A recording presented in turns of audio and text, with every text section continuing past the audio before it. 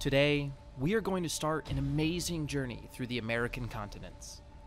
We're going to visit all the countries and learn their capitals, their flags, and their most beautiful sights.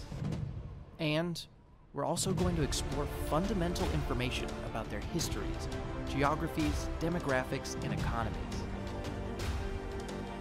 So, from Canada to Argentina, and from Peru to Brazil, welcome to the countries of America.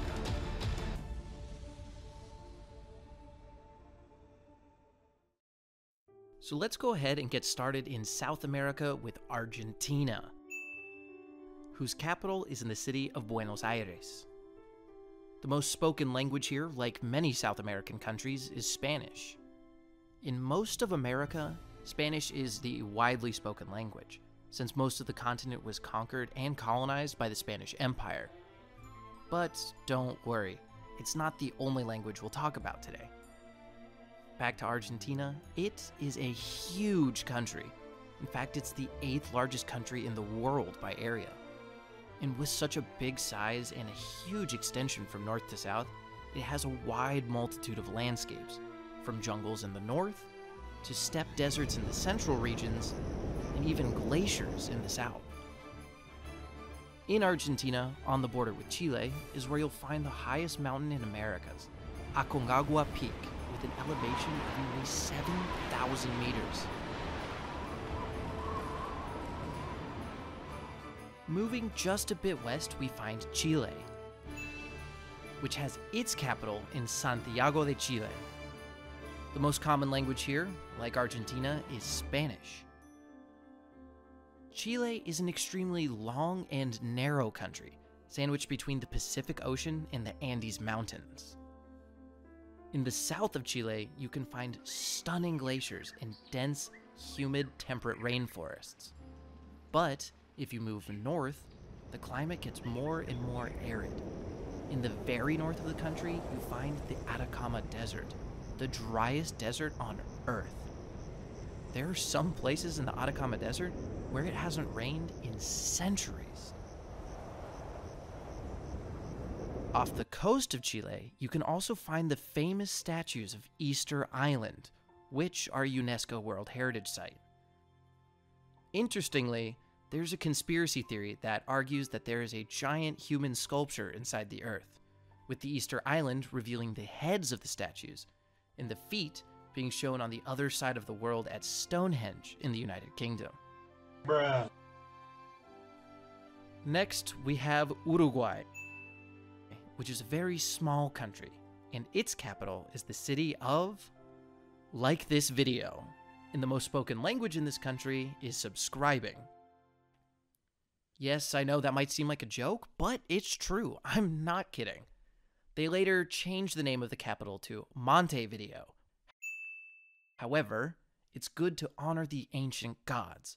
So if you are enjoying this video, please click like, subscribe, and also hit the notification bell, because doing something as simple as this is very, very helpful for making the channel grow. So if you do, thank you very much.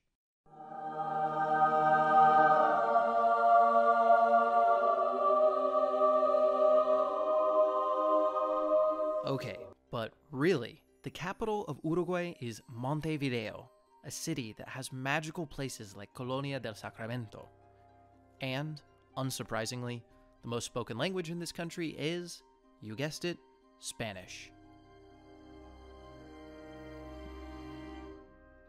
Very close by is Paraguay, with its capital in Asunción. The official languages are not only Spanish, but Guarani, a native language with co-official status. Before contact with the Europeans, there existed dozens of different families of languages in America. But today, the native languages are in decline and are spoken mostly only in rural areas. But, coming back to Paraguay, this country has large subtropical forests and an impressive set of Jesuit mission ruins to explore. Bolivia is another neighboring country. And although some may say that the capital is La Paz because the government is located there, The reality is that the capital, according to the constitution of the country, is actually Sucre. Here, like the rest of the countries, Spanish is the most common language, but 36 other native languages are also considered official. Bolivia and its neighbor Paraguay are the only two landlocked countries of all of the Americas. However, Bolivia used to have access to the sea, but in the War of the Pacific, Chile gained control of the coast, isolating Bolivia from the ocean. Bolivia is among the American countries with the largest percentage of native indigenous population. Slightly more than half of the inhabitants are purely native to the Americas. Bolivia is also one of the countries with the greatest potential mines in the world. Large quantities of gold, silver, copper, and other metals are extracted every year. Bolivia also has enormous reserves of lithium, a critical and crucial metal for electric batteries. But mining causes significant environmental damage and a lot of economic inequality, something that Bolivia has not yet been able to solve. And this used to be Bolivia's coastline. But wait, right. Chile took it in the War of the Pacific, leaving Bolivia without access to the ocean. Press F for Bolivia.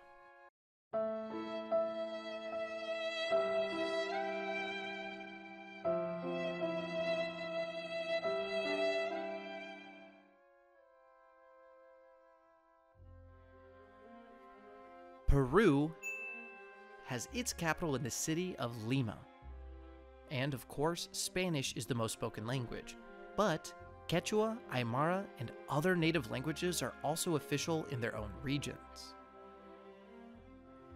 Peru has impressive UNESCO World Heritage sites, such as the colonial city of Cusco, the breathtaking Nazca Lines, or the Inca ruins of Machu Picchu. Just a bit north of Peru, we find Ecuador, who has its capital in the city of Quito. Here, they speak mainly Spanish, but like many of its neighbors, there are 13 other native languages that are also co-official. The country's name, in Spanish, literally means equator, and, shockingly, Ecuador sits right on Earth's equator. What a coincidence! There are many other countries that are crossed by the equator, but they're not as cool as Ecuador. It was in Ecuador, specifically in the archipelago of the Galapagos Islands off the coast, where Charles Darwin studied the local fauna, helping him formulate the theory of evolution. And even further north, we find Colombia, which gets its name from Christopher Columbus. Its capital city is Bogotá, and Spanish is the official language. But native languages are also co-official in the places where they're spoken. Besides having beautiful and breathtaking landscapes with awesome glaciers, huge mountains, and lush rainforests, Colombia is also home to the impressive fortress of Cartagena de Indias. Here, Admiral Blas de Lezo managed to defend the city and defeat one of the biggest naval fleets in history. So, after this heroic defense, the English didn't succeed in conquering this part of South America. Colombia's neighbor, Venezuela, has its capital in the city of Caracas. Spanish is the official language in this country as well, but native languages are also considered official for the Aboriginals. Venezuela is one of the countries with the largest oil reserves in the entire world. However, despite the oil production, it somehow remains one of the poorest countries of the Americas. It's also in this country where we can find the tallest waterfall in the world, the iconic Angel Falls, nestled in the beautiful landscapes of the Gran Sabana. Next up, we have Brazil, which has its capital in the city of Brasilia. And, for the first time in this video, we have a new official language aside from Spanish: Portuguese, along with almost 200 other native languages spoken mostly in the Amazon jungle. The reason why Portuguese is the official language can be found in your history books. Despite all the Spanish-speaking countries found in South America today, Spain was not the only power that colonized America. Other countries like Portugal, France, England, and even the Netherlands also did so. And, obviously, the country to colonize Brazil was... Spain. Wait, no. Portugal. Obviously. Brazil is the 5th largest country in the world by area, and the 3rd largest in the Americas. In here is where most of the Amazon rainforest extends. This jungle is the largest rainforest on our planet, and one of the places with the highest biodiversity in the entire world. Unfortunately, however, the rainforest is in danger. Each year, millions of trees are being cut down to make room for agricultural expansion and raising livestock. In recent times, some people were denying this destruction of the rainforest, claiming that the ecologists are exaggerating their claims, quote unquote. But the fact is, and satellite images clearly show this, there is a giant reduction of the Amazon jungle, from this to this.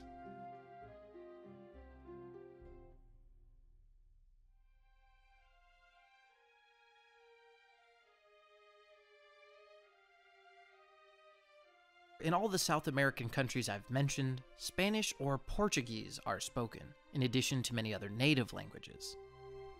This is because, as we all know now, Spanish and Portuguese navigators explored and conquered large parts of America. Both powers divided their spheres of influence in the Treaty of Tordesillas. West of the line, everything would belong to the Spanish crown, while east of the line, the lands would belong to Portugal. However, in South America, there are 3 areas where people speak neither Spanish nor Portuguese. They are 3 small territories with very low population densities and are practically covered by the jungle, so we'll just take a quick look at them. First, we have Suriname, who has its capital in the city of Paramaribo. Here, Dutch is actually the most spoken language. It is due, unsurprisingly, to Dutch colonization.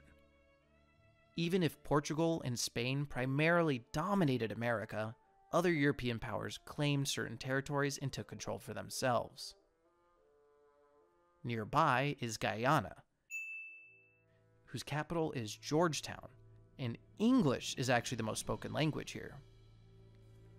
Originally, this land was also a Dutch colony, but it eventually came under British control, turning into a British colony. A fun fact about this country is that almost a quarter of the population is actually Hindu. So, they practice a religion whose origin is in India, even if India never colonized South America ever. But this is due to Indian migration during the British colonial period. After the abolition of slavery, England had to find some more, cheap labor. So, more than 300,000 Indians were sent from India, which at that point was an English colony, over to Guyana to work on the plantations. So, a century later, a large share of the Guyanese population has Indian ancestry. And the third and final small territory here is French Guiana. And based off that name, you might think that it's just like the other Guyana, but in a French version. Ooh la la! And it is. Its capital is Cayenne, and it's technically not an independent country since it still belongs to France. In actuality, it's an overseas region of France, so it's technically considered European territory. In fact, you can see a representation of the French Guiana on Euro banknotes. And another interesting fact is that, due to this territory, France's longest border is not with Spain, Germany, or any other European country, but actually Brazil.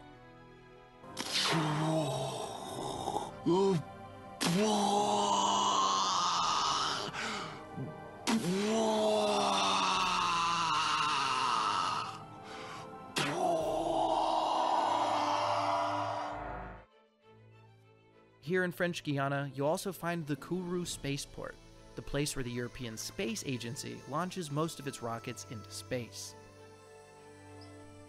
And that just about wraps up South America, so let's move on to Central America, where we'll start with Panama. In Panama, they speak Spanish, and its capital is Panama City. Easy, right? If only all capitals were as simple as this. Kids wouldn't have to learn and memorize 194 countries with their 194 completely different capitals. Everything in school would be so much easier. But, my friends, life is tough. So please press F to pay respects to all the kids in geography class.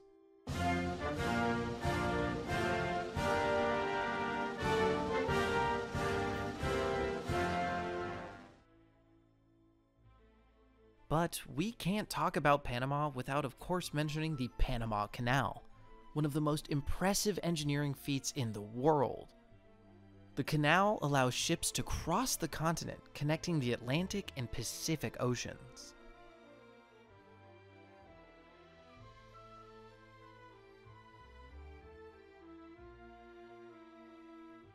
Right next to Panama is Costa Rica, with its capital in the city of San Jose.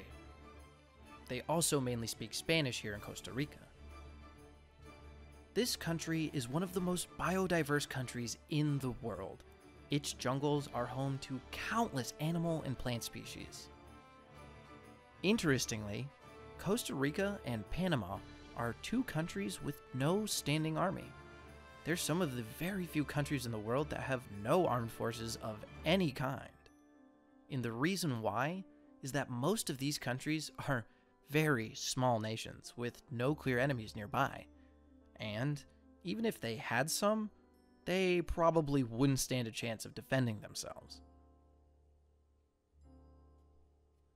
To the north, we find Nicaragua, with its capital in the city of Managua. Spanish is the most spoken language here, and it is a country with stunning jungles and a large number of breathtaking volcanoes.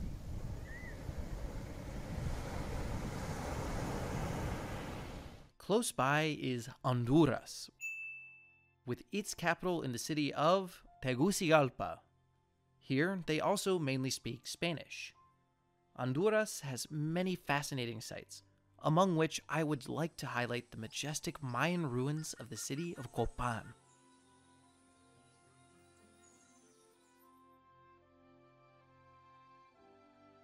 The small state located next to Honduras is El Salvador, whose capital is in the city of San Salvador.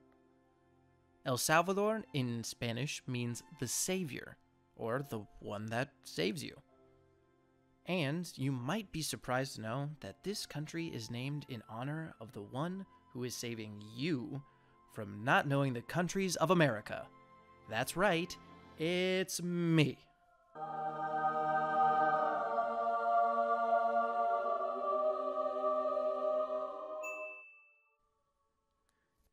Well, no, that was a joke.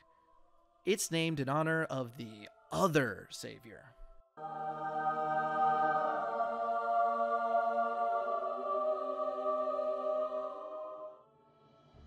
In El Salvador, you can find the ruins of Hoya de Seren, a Mayan village that was buried under volcanic ash and is remarkably preserved.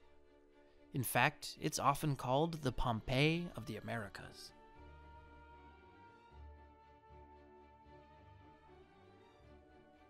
To all of our students in geography class, you will be glad to know that the country Guatemala has its capital in Guatemala City. Another easy one for you, my friends. In this country, they also speak mainly Spanish, and we can also find Tikal National Park, which not only has dense, lush jungles, but also impressive Mayan structures.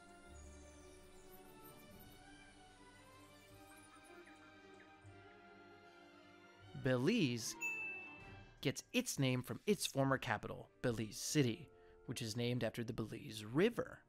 However, they decided to change the capital to Belmopan. Now, I'm very sorry, students, but you have to learn a new capital.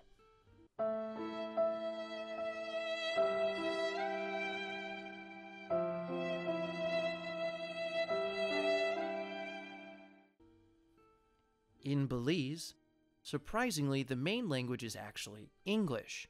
Even if located in the Spanish sphere of influence, the area became a British colony, so they imposed their own culture on the area.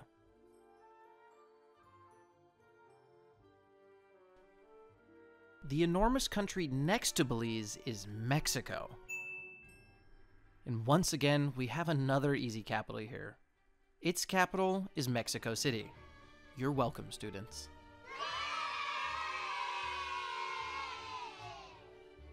The official languages are Spanish and, of course, dozens of native languages. Mexico is an impressive country with landscapes ranging from arid deserts in the north to dense and lush jungles in the south. It also has beautiful cities with charming colonial character and stunning Aztec ruins. Not to mention its impressive volcanoes or incredible cuisine. Personally, my favorite cuisine. Speaking of large countries, next to Mexico is the United States of America.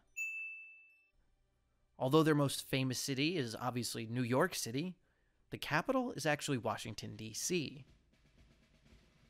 Interestingly, the United States has no official language, even if English acts as the de facto official language. In fact, the second most spoken language is none of the many Native American languages, but rather Spanish. This is due mainly to immigrants coming north from Latin America. And after Spanish, all the next most spoken languages with small shares are foreign languages. The United States is truly a country made of immigrants. The United States is the richest country of the Americas and one of the richest countries in the world. And we know lots of beautiful places in the United States, such as the awesome cities of New York, San Francisco, or beautiful national parks such as the Grand Canyon. So we won't dwell on that too much. Oh, wait. Actually, I remember another conspiracy theory. Do you remember when I told you that some people think that the Easter Island heads and Stonehenge are connected as one body of a statue? Well, so some people think that the Washington Monument, an obelisk in Washington, D.C., is also a part of this hidden giant sculpture. I don't think I need to tell you which part.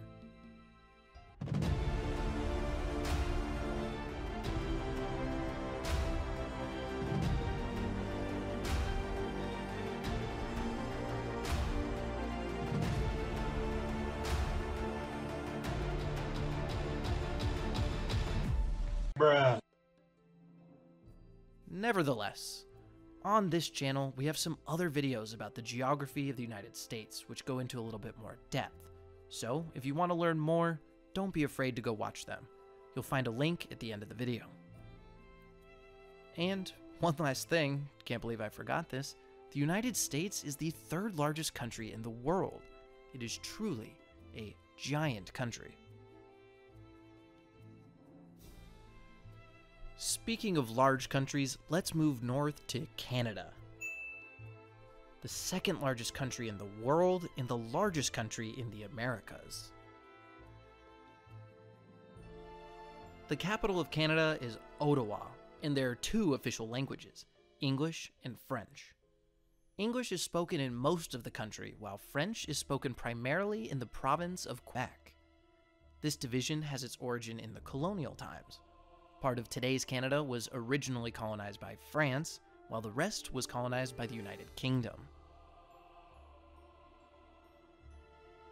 Canada is a vast country with breathtaking natural landscapes, largely untouched by humans. An interesting fact is that it was in Canada, specifically Newfoundland, where the Vikings arrived 500 years before Christopher Columbus. However, they weren't aware that they had reached a whole new continent. And in such a cold environment where farming was basically impossible, food was scarce, and the winters were harsh, the Vikings couldn't really do much. Moreover, they were attacked by the Native American people, and the Vikings likely died of starvation.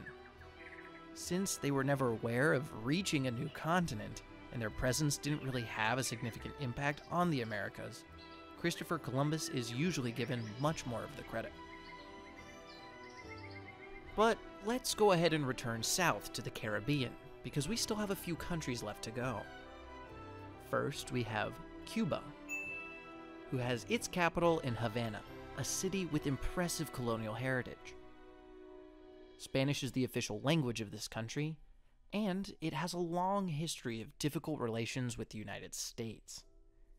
It has been led by a series of communist-like dictators, so the United States imposed an economic embargo that has hindered its development for decades. Hopefully, this political situation will get resolved sometime soon, and the Cuban people can live free and prosperous once again. The archipelago between Cuba and the United States is the Bahamas, and its capital is Nassau. Here, they mostly speak English. Besides being a country with beautiful and breathtaking islands, the Bahamas is one of those countries specialized in, quote-unquote, banking services, if you know what I mean. Millionaires go there to evade taxes. That's what I mean. It was on one of these Bahamian islands where Christopher Columbus first landed in America. The island, called Guiana or San Salvador, is not specifically known today, but it has to be one of the hundreds of beautiful but tiny Bahamian islands. Even if they were originally colonized by the Spaniards, the archipelago later ended up under British control, so British culture was imposed there, and hence the English language. Next, we find Jamaica, who has its capital in the city of Kingston. Here, English is the official language. However, the primary spoken language is an English-based Creole language called Jamaican Patois. It's kind of like a dialect from English with African and Spanish influences. This small island is actually a powerhouse in the Olympics, especially in track and field, where they have impressive sprinters, most famously Usain Bolt, a true legend of the sport.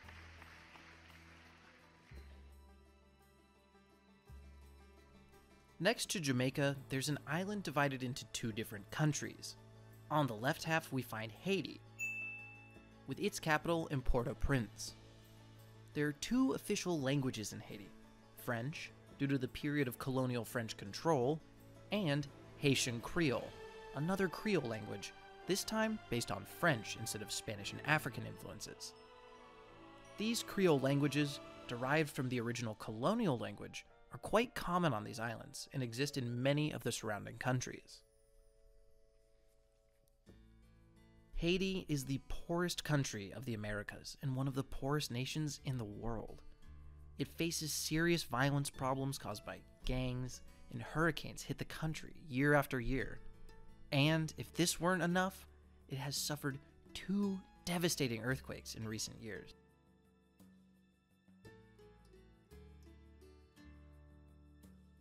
The other half of the island is the Dominican Republic, with its capital in the city of Santo Domingo.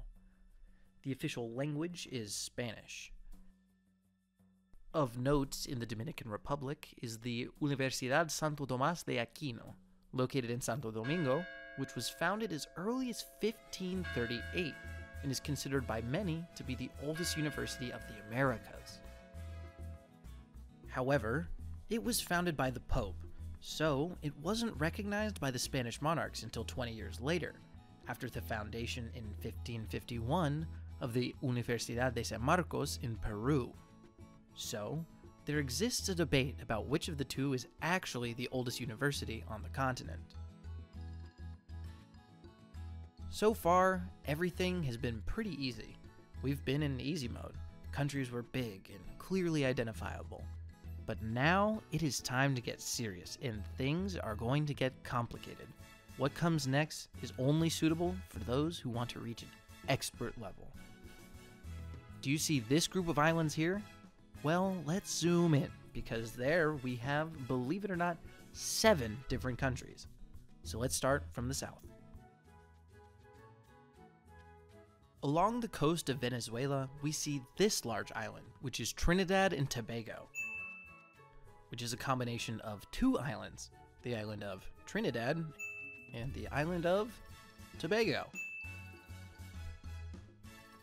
Its capital is Port of Spain.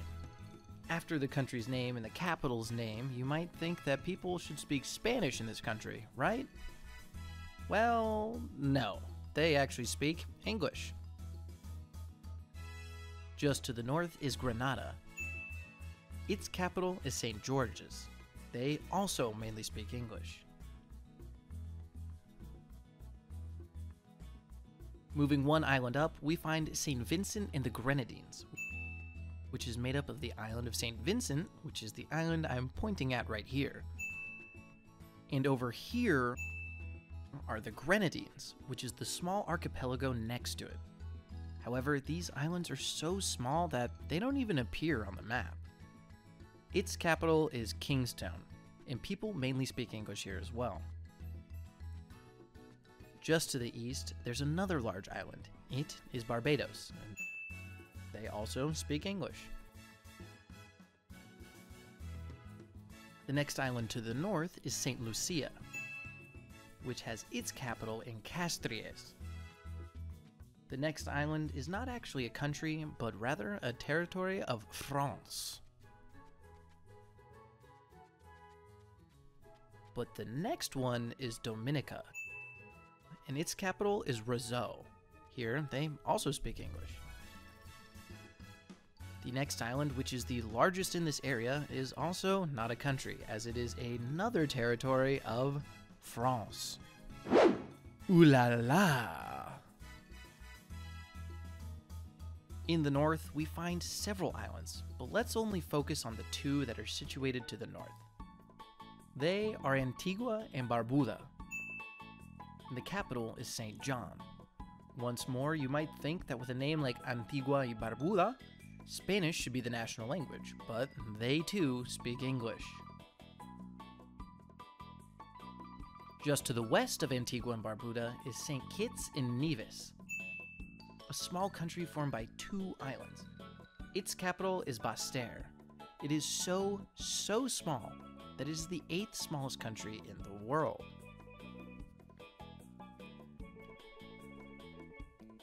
In the Americas, it's really fun to find such a wide variety of countries, from the 8th smallest to the 2nd largest, and from one of the poorest in the world to one of the richest.